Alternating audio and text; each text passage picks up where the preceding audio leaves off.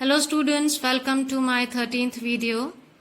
In this video I am going to start the third chapter of literature, A Ship on Fire at Sea. So we can make out from the name only. The story is based about some sea adventure, and we see here it is written by Jean Ingelow, and this is actually a part of a novel that was written by her. Or the name of the novel is Of the Skelligs. So this is a short story taken from that novel, short part of that novel taken here. So before starting, I want to give you a short summary of the story. So what we see here in the story, there is a narrator, a girl. She has her brother and uncle sailing along with her in this yacht. And there are other people as well. There is a steward whose name is Mr. Brand, and there is a wife of him, Mrs. Brand, and other people are there. They are sailing peacefully in a yacht, and in an evening when it's going to be darker, they happen to see a burning ship on the same sea. Now they all get worried and tensed, and commotion starts there. Means people start talking about it and making movements here and there, and in that situation, everybody is worried seeing that burning ship. And then we find that the brother of the narrator, he comes down on a boat with other people to go and save anybody who might be there in that burning ship.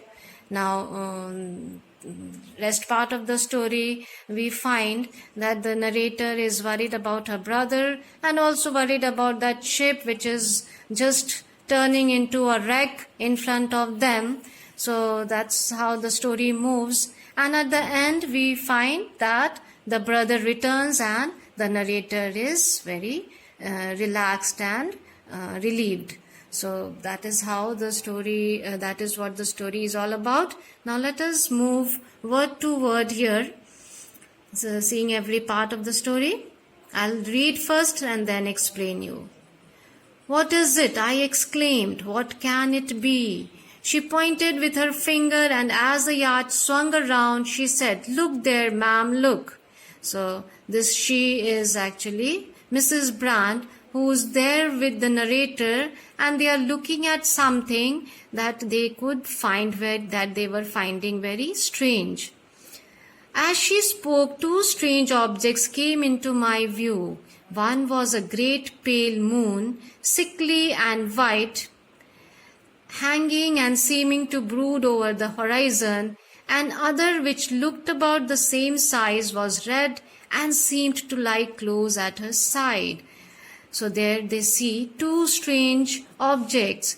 One was, of course, the pale moon, means the moon was pale and looking sick, hanging and seeming to brood over the horizon, means moving towards the horizon, and the moon was looking like upset. Brood means that feeling of upset.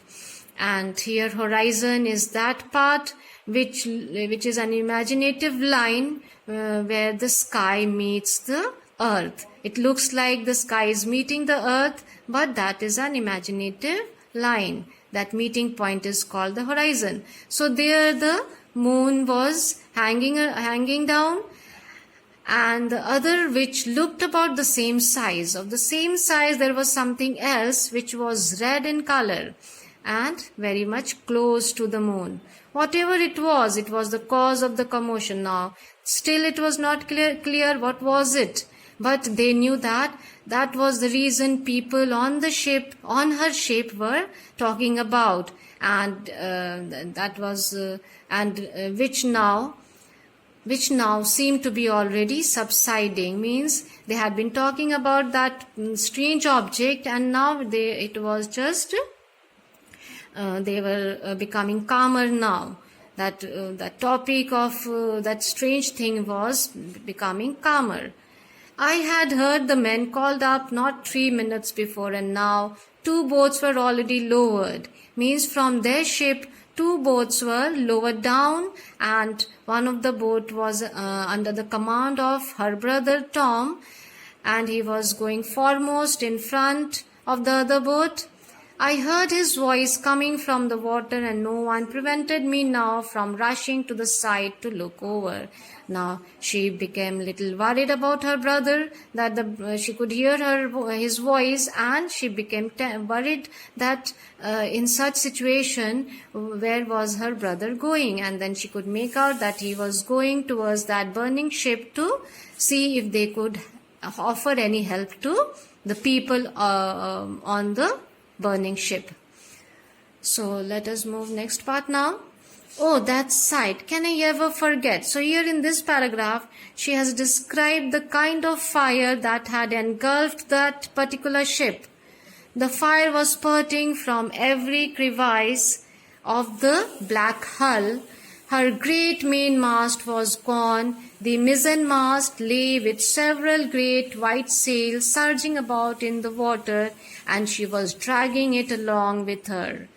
That sight she has described, which she cannot forget. The fire was bursting from every crevice, means every crack, every part of the ship. Fire was bursting out of the black hull. Hull is actually the outer skin of roots.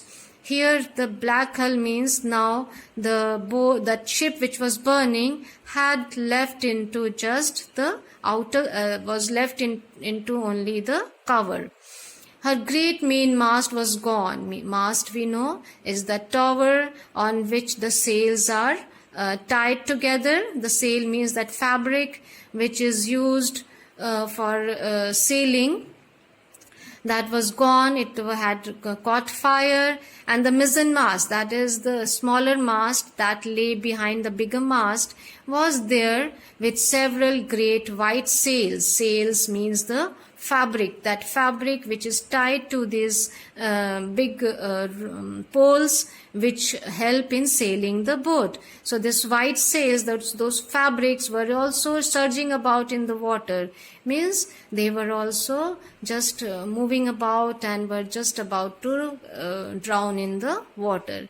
And she was dragging it along with her. She here is the ship. She was dragging it along with her. The foremost only stood, and its rigging and sails had not yet caught. Everything had caught the fire except the rope and the sails, which were flying in air, and they were still left, means the fire had not caught them.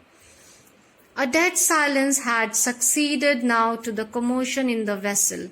Vessel means the ship in which the narrator is sailing, the other ship. So here dead silence. Now everybody was quiet and there was silence. People were quietly watching that burning ship in front of their eyes. Men were standing stock still, perhaps waiting for their orders. Means there were other men who were waiting that the orders would be given to them also to go and see if they could help that burning ship. And my uncles were the only eyes that were not strained to follow the leaping and dazzling spires, were the only eyes that were not strained. Uncle was also there. He was not straining his eyes towards the burning ship. That is, he was not stressing his eyes to see the leaping fire. Every passing moment we approach closer to the scene. Now the first waft means this ship on which the narrator was sailing was moving towards that burning ship. Now the first waft of the smoke. Waft means that something that is floating gently, and the smoke was floating there since there was fire all around on that ship. Now the first waft of the smoke came in our faces. They came so close to that burning ship that they could now feel that smoke on their faces. Now we could hear the crackling and rending, so much near. So from this we can make out that they are such near to that burning ship that they could hear the crackling. That when the ship was burning, of course it must be producing some sound. So that sound they were able to hear. The creak and shiver and the peculiar roaring noise made by a mastering fire.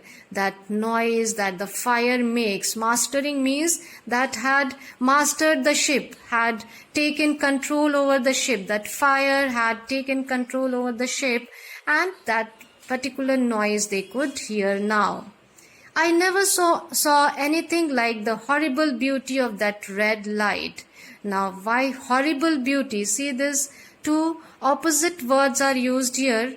Horrible beauty means red light looks beautiful, but since here it was a devastating light, a destructive light, it was destroying a ship. So that's why the writer has used the word horrible beauty. So no doubt that red color is beautiful, but here it was not that beauty, but it was looking horrible. It added tenfold to the terror of the scene to see her coming on so majestically, dragging with her broken spars and great yards and sprawling sails. Tenfold to the terror of the scene to see her coming on so majestically. So it was like the terror, the fear was adding 10 times. Seeing this majestic means such a great and big ship getting engulfed by that fire, but still it was dragging itself towards the, it was dragging herself, her broken spars and great yards and sprawling sails. Sprawling means it was just spreading, the sails were spreading out due to the fire and due to the wind. The moon went down, and in a few minutes the majestic ship supplied all the light to the dark sky and black water. So we can imagine here the kind of fire engulfed that ship. The whole area was lighted up due to the fire. I saw the two little dark boats nearing her. Now she could see those two boats that went for helping the people who might be trapped in that burning ship. So she saw those two boats and knew that my brother was in the foremost and shook with fear. But while I and all gazed in awful silence at the sailing ship, the flames spread themselves out like quivering fans.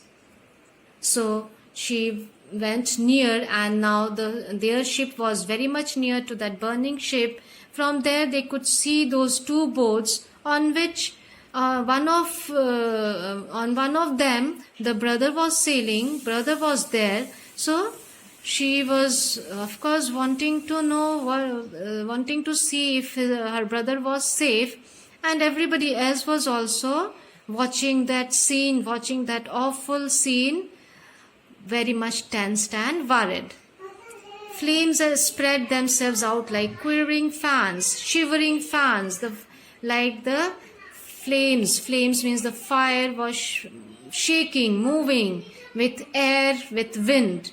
I saw every sail that was left in an instant bathed in flames. Now they could easily see that sail, that fabric that is tied with the mast, they were also catching fire. A second burst came raging up from below, blackening and shriveling everything before it. Then I saw the weltering fire run down again, and still the wreck, plunging her bows in the water, came rocking and rocking. Means the boat, the ship, that burning ship was still over the water, sailing over the water, and was still moving with the fire bursting and raging. Raging here means very much anger, violence. It was looking violent, and I saw the weltering fire run down again, and still the wreck, plunging her bows in the water, came rocking and rocking. So they could easily see the scene from nearer because their ship had come very near, and they could view that, they could see that very easily, the kind of destruction that fire was causing on that ship. So let us stop here.